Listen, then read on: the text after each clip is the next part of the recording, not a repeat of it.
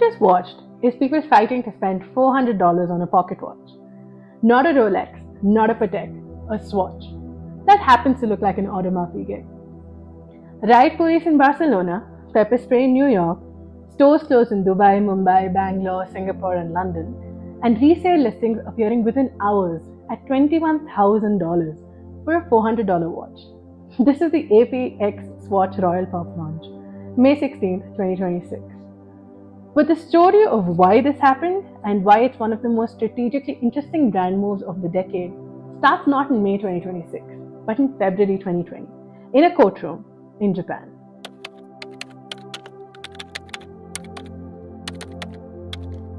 To understand what's happening here, you have to understand what the Royal Oak actually is. In 1971, a watch company called Audemars Piguet asked a designer named Gerald Genta to come up with something radical. The brief was delivered at night and the watch had to be presented at the Basel Watch Fair the next morning. Genta reportedly sketched the Royal Oak overnight. What he drew was unlike anything in luxury watchmaking.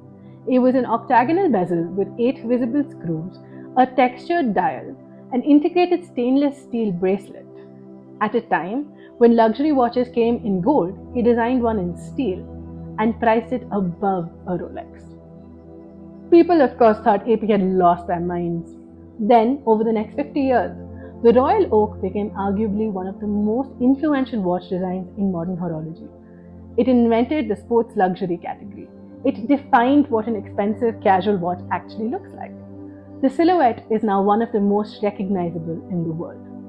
AP eventually asked the question every brand with an iconic design eventually has to ask. Do we legally own this? The answer, unfortunately, was not what they'd hoped.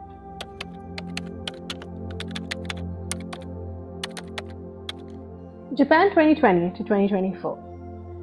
In February 2020, AP filed an application with the Japan Patent Office to trademark the Royal Oak's physical configuration: the octagonal bezel, the 8 hexagonal screws, and the dial, the specific shape that had defined the watch for 50 years. The JPO said no.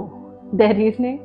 Consumers looking at the design would think wristwatch, not Audemars Piguet.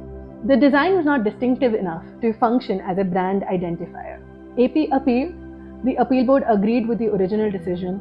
AP escalated to Japan's IP High Court, the highest available option, and in March 2024, the court dismissed the appeal entirely.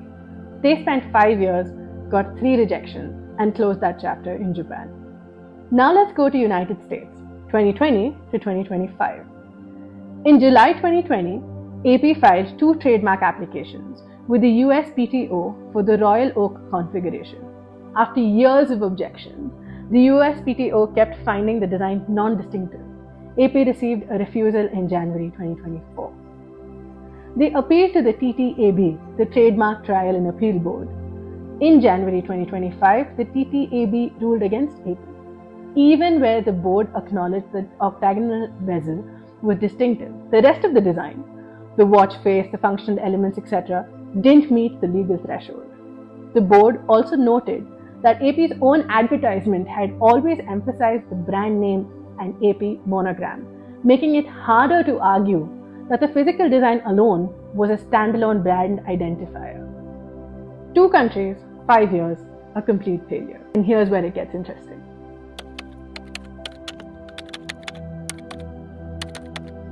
September 2023, AP is still fighting its final Japan appeal. The US case is unresolved, and according to a screenshot that circulated widely in the watch community, first surfaced by Italian watch spotter, the official Audemars Piguet Instagram account reportedly commented on a Swatch post, "When do we launch?" It has never been officially confirmed by AP or Swatch, but what happened next makes it very difficult to dismiss this as a coincidence. June 2024, Swatch files for an international trademark protection on the name Royal Pop, specifically in Class 14, the trademark classification for watches and jewelry. Companies do not register trademarks or collaboration names they do not intend to use. The filing predates the public announcement by nearly 2 years. In January 2025, AP loses its final US appeal at the TTAB. On May 6, 2026, a full-page newspaper advertisement appears simultaneously worldwide. It was just the Swatch logo and two words in AP's signature font, Royal and Pop. There was no product, there was no price, and there was no date. On May 9, 2026, the official announcement came. The collaboration was confirmed. May 16, 2026, the launch and the chaos. The Royal Pop trademark was filed before AP's final US defeat. The Instagram comment, unverified but widely reported, sits alongside the trademark filing as circumstantial evidence that this was planned well in advance of the public announcement. Neither AP nor Swatch has officially confirmed the legal battles as their motivation, but the timelines make the theory very hard to dismiss.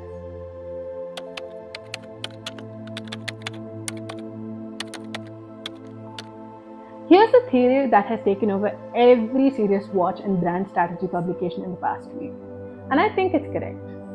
AP spent 5 years arguing in court that the Royal Oak octagonal design is so strongly associated with Audemars Piguet that other brands should be legally prohibited from using similar designs. They of course failed to convince two court systems, so they did something more effective. They put the design into the world's hands, on their own terms, before anyone else could. Think about it this way. AP's legal defeats mean that other watchmakers can now produce watches with design elements similar to the Royal Oak without necessarily being in the clear legally. The threat of cheap imitations becoming legally viable, particularly in Japan and in the US, was real. The Swatch collaboration addresses this in a way that no court victory could have. If the market is filled with APX Swatch Royal Pops, officially endorsed and bearing the AP name, any future imitator enters a market where a legitimate $400 version already exists. The economic case for generic knockoffs collapses. Who buys a cheap fake when the real affordable version is already available at Swatch stores? Simultaneously, every person who owns a Royal Pop associates the octagonal bezel with AP, not through legal protections, but through cultural saturation. The design belongs to AP now in the public mind. The courts couldn't establish this. 3 million pocket watches worn around necks at music festivals, clipped to bags in universities, lined up on desks in office now establishes this for AP. And more critically, AP protected the Royal Oak from cannibalization by making the collaboration a pocket watch and not a wristwatch. A Royal Pop and a Royal Oak cannot be confused.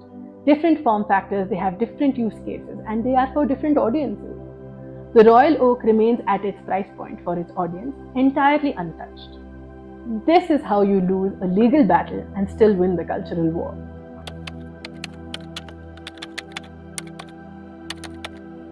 Let's talk about the communication strategy before the launch, because it deserves its own analysis. On May 6th, full-page ads in major newspapers carry the Swatch logo and two words, Royal and Pop, in AP's fonts. They carried no product, no price, no date, and no confirmation. The watch community did what it does.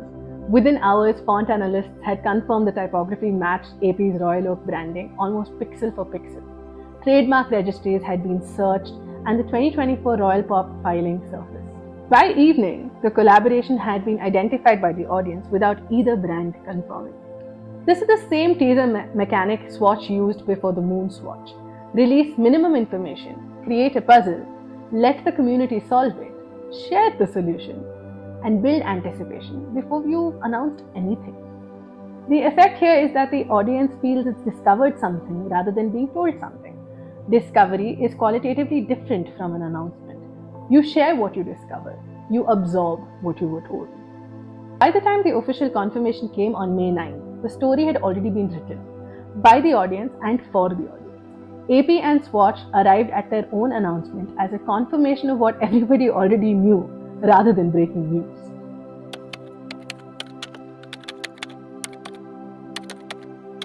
No brand plans for riot police, but what happened on May 16 communicated something that no campaign creative could manufacture, that this $400 pocket watch was worth fighting for. Resale listings appeared within hours at $21,000. Stores closed globally not for the lack of stock, but for the lack of crowd control. Videos of surging crowds circulated on every platform simultaneously. And Swatch's official response? They said, "This is not a limited edition. The collection will be available for several months. Please do not rush to stores. Of course, people rush to stores anyway because the signals that created demand, exclusivity, heat, the fear of missing out, and the social visibility operate independently of rational availability. Swatch said the watch was not scarce. The images of global chaos said otherwise, and obviously the images won. The Moon Swatch demonstrated this in 2022. The Royal Pop has confirmed it at a much larger scale, with an important difference. Swatch X Omega was a collaboration between two brands within the same corporate family. The Swatch Group owns both Swatch and Omega. AP is independently owned. This is a genuinely cross-company collaboration that makes the cultural stakes higher and the communication slightly more complex. And the outcome was far more impressive.